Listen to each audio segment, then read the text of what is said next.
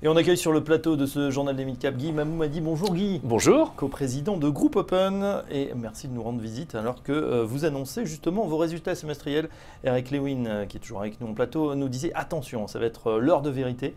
Comment ça se passe ces résultats pour Groupe Open? Écoutez, j'allais presque dire toujours très bien, puisque nous avons quand même une forte augmentation de notre marge opérationnelle. Après avoir fait une belle croissance organique, une augmentation de notre résultat opérationnel courant qui est passé de 6,7 à 7,2%.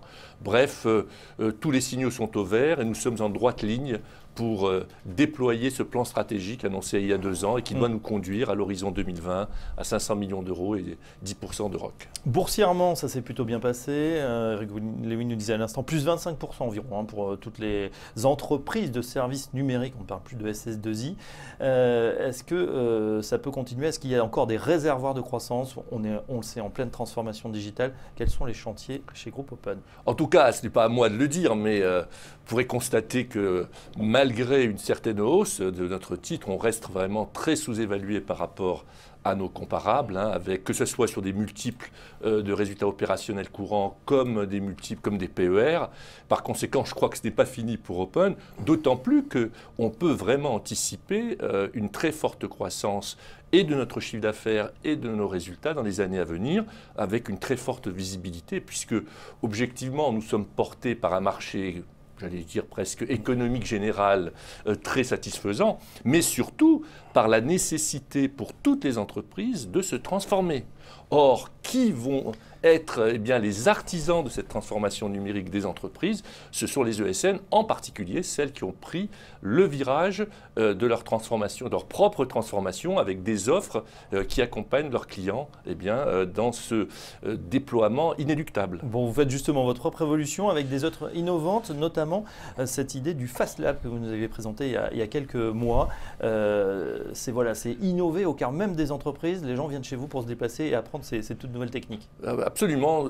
Alors, au cours de cette inauguration, on avait donné la parole à Gilles Babinet qui avait dit « Il est très important que les outils de transformation soient à l'extérieur de l'entreprise ». Et en effet, on voit aujourd'hui défiler tous les jours des entreprises de taille moyenne ou de taille très importante qui viennent dans notre Fast Lab pour d'abord réfléchir à leur avenir numérique, voire à leur avenir tout court, parce qu'on peut considérer que les business models vont être impactés directement par la transformation numérique, et puis nous les accompagnons dans cette transformation avec les différents outils qu'on a constitués. Voilà, et vos clients principaux, on le rappelle, beaucoup de banques? Alors nous faisons 1/3 de chiffre d'affaires dans les banques assurances, mais aujourd'hui, par exemple, un exemple qui est très important dans cette transformation, c'est le public, alors que nous étions assez peu développé dans le monde du public. Aujourd'hui, nous avons une très forte croissance, en particulier issue du contrat UGAP que nous avons annoncé l'année dernière, qui est en train de se déployer de façon absolument incroyable, avec, je dois le dire, puisqu'il faut être totalement, j'allais dire, complet, une légère difficulté sur les ressources, parce qu'il y a une tension incroyable sur les ressources, qui est vraiment regrettable dans un pays où il y a encore 3 millions de chômeurs. Ressources humaines en particulier. De ressources humaines, oui, des talents, où nous avons talents. recruté 450 personnes depuis le début de l'année, mais on aurait plusieurs centaines de personnes de plus, on aurait du business pour elles. Justement, les nouvelles lois qui font passer, on a eu les ordonnances sur le droit du travail, on rappelle que vous êtes ex-président du Syntec numérique, ça va dans le bon sens? Ça va dans le bon sens, mais j'allais dire que pour nos entreprises aujourd'hui, ce n'est pas tellement le sujet. Alors, très bien, je ne peux que... L'enjeu, c'est plus la formation? L'enjeu, c'est l'attractivité. D'abord, que les jeunes choisissent les carrières informatiques là où il y a du boulot. Arrêtez de faire médecine quand vous êtes une jeune fille qui a 19 en maths au bac, une mention très bien. Allez choisir des carrières technologiques d'ingénieurs sur lesquelles vous êtes sûr d'avoir un travail et plutôt bien payé. Et puis, la formation. Alors là, de ce point de vue-là, nous sommes vraiment dans l'attente des informations concernant le plan de formation de 15 milliards, parce que je crois que c'est fondamental. Aussi bien d'ailleurs pour nos propres collaborateurs que pour les chercheurs d'emploi. Il faut rappeler que Open, au début d'année, a formé, recruté près de 40 chercheurs d'emploi que nous avons, à qui nous avons proposé des jobs très intéressants. Et puis, toute la notion d'évolution de carrière qui est très importante dans nos métiers, qui bouge tout le temps. Voilà, donc n'hésitez pas, l'appel lancé pour les jeunes femmes en particulier, les jeunes filles qui pourraient se destiner aussi à une carrière dans l'informatique. Il y a des beaux métiers justement chez Guy Memoni, chez Groupe Open. Eric Lemoine est avec nous, il trépigne d'impatience, notre analyse spéciale mid-cap. Eric, vous nous disiez les valorisations commencent à être tendues, notamment dans ce secteur ESN, entreprise de services numériques, qui a progressé de 25% depuis le début de l'année. Est-ce qu'on peut encore investir sur Groupe Open, par exemple? J'ai regardé hier toutes les valorisations des entreprises du secteur. Alors, ça va faire plaisir à Guy, mais c'est vrai que c'est l'une des valeurs les moins chères. Il y a deux ratios qu'il faut regarder. Moi, je ne regarde pas le PER sur les ESN. Je regarde la VE sur CA. Alors, c'est assez technique, mais je vous expliquerai après. Et la VE sur ROC. En VE sur CA, on est à 0,6. Valeur d'entreprise sur chiffre d'affaires. Rapporté au chiffre d'affaires, on est à 0,6 alors que c'est 0,9 pour l'ensemble du secteur. VE sur ROC, on est à 8, 8,5 contre 11 pour la moyenne du secteur. Opérationnel courant. Donc, quand on regarde ces deux indicateurs, on doit acheter le titre. Deuxièmement, le titre n'a pas fait grand-chose depuis 6 mois. Il a fait que 3%. Et puis moi, je trouve que c'est un très bon vecteur pour jouer la transformation numérique des entreprises. Si vous avez lu Le Monde hier, on se rend compte que toutes les entreprises passent au numérique. Il y avait un grand article sur la SNCF où on disait le numérique enjeu vital pour la SNCF. Donc moi, je considère que Groupe Open est bien positionné. C'est une belle société. Quand on regarde les résultats dans les semestriels que j'ai un petit peu décortiqués, il y a encore, je crois, pour le 9e trimestre consécutif, semestre consécutif, une hausse supérieure à celle de la croissance du marché. Je crois qu'on prévoit 2,7% pour les ESN. Je crois que vous faites plus de 4% en croissance organique. 4,4. Ce qui est une bonne chose. La rentabilité, 7,2 sur le semestre contre 6,7. Alors on peut se dire, oui, mais 50 points de base de rentabilité, c'est pas grand-chose. Mais dans le secteur informatique, c'est énorme. Alors maintenant, toute la problématique pour Guy, on en a déjà parlé, c'est d'arriver aux 500 millions d'euros de chiffre d'affaires avec 10% de rentabilité en 2020. Il y aura sans doute, je pense, de la croissance externe.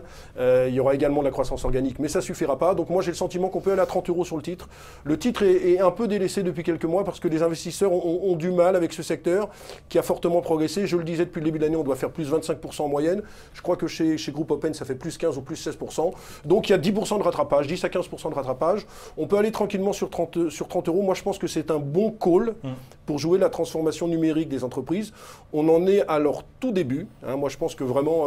alors nous, on est dans un espèce de microcosme. On parle beaucoup d'Internet, on parle de transformation numérique. Mais c'est vrai quand vous voyez notamment le monde des PME, il y a très peu d'Internet. Même au sein des grandes entreprises, on se rend compte qu'elles en sont à leur balbutiement. Donc moi, j'aime bien ce dossier. On peut encore acheter. On est à l'achat donc sur Groupe Open. Open. Je suis assez déçu qu'il y ait simplement 1713 titres aujourd'hui. Mais ça grimpe. Mais j'ai le sentiment que les investisseurs prennent leur temps. Mais je pense qu'en fin d'année, on aura vu largement les 30 euros. La course à la taille, c'est important. On voit pour justement acquérir aussi, gagner ces gros marchés. Vous parliez des entreprises publiques également. Elles ont peut-être tendance à aller voir vos cousins, vos confrères, des gros noms, des Capgemini, des Atos. La course à la taille, c'est important. Je vais répondre, je voudrais juste rebondir sur ce qu'a dit Eric. D'abord, la SNCF est un de nos premiers clients et il a raison d'illustrer ce qui est en train de se passer dans le monde économique au travers d'exemples comme ceux de la SNCF. Et deuxièmement, dire qu'on ne l'a pas cité, mais nous n'avons plus de dette, nous sommes en trésorerie nette positive, ce qui nous donne une capacité justement aujourd'hui d'aller voir des dossiers de plus en plus importants pour faire cette croissance. Alors concernant votre question précisément, il faut quand même dire que nous sommes strictement, quasiment à 90% de notre chiffre en France. À ce moment-là, nous avons au contraire une taille tout à fait suffisante pour aborder les plus grands marchés. D'ailleurs, la preuve, les clients comme Société Générale, SNCF ou EDF nous ont sélectionnés. Et je dirais même plus, aujourd'hui, Open offre une alternative aux très grands qui ont basé leur développement sur l'offshore. Aujourd'hui, nos clients, avec les éléments qui ont été soulignés par Eric dans leur transformation numérique, cherchent ce qu'on appelle de l'agilité, du DevOps, le mariage des développeurs et des opérationnels, cherche la proximité. Et Open, avec son réseau national de proximité, répond tout à fait à la demande des clients. Et on peut se dire que je pense que dans le futur, nous aurons une croissance bien supérieure à celle des plus grands. Je parle sur le marché français. Il faut souligner que j'ai dit que nous avions fait 4,4% de croissance organique. Sur le marché français, on tourne au-delà de 5%, alors qu'en effet, le marché est à 2, 2,5 et qu'on voit que les plus grands acteurs, souvent, n'ont pas ce type de croissance sur le marché français. Du coup, vos cibles, s'il y en a avec cette réserve de cash que vous avez, ça serait plutôt en France, en Europe ou plus loin? Non, toujours en France, parce que nous considérons que nous n'avons pas atteint du tout un seuil de significatif sur le marché. 500 millions, vous savez, c'est sur un marché de 50 milliards. On a encore beaucoup de potentiel. On a vu d'ailleurs, pour être tout à fait humble, que nous ne sommes pas excellents à l'international, donc nous nous concentrons sur nos forces en développant le marché français.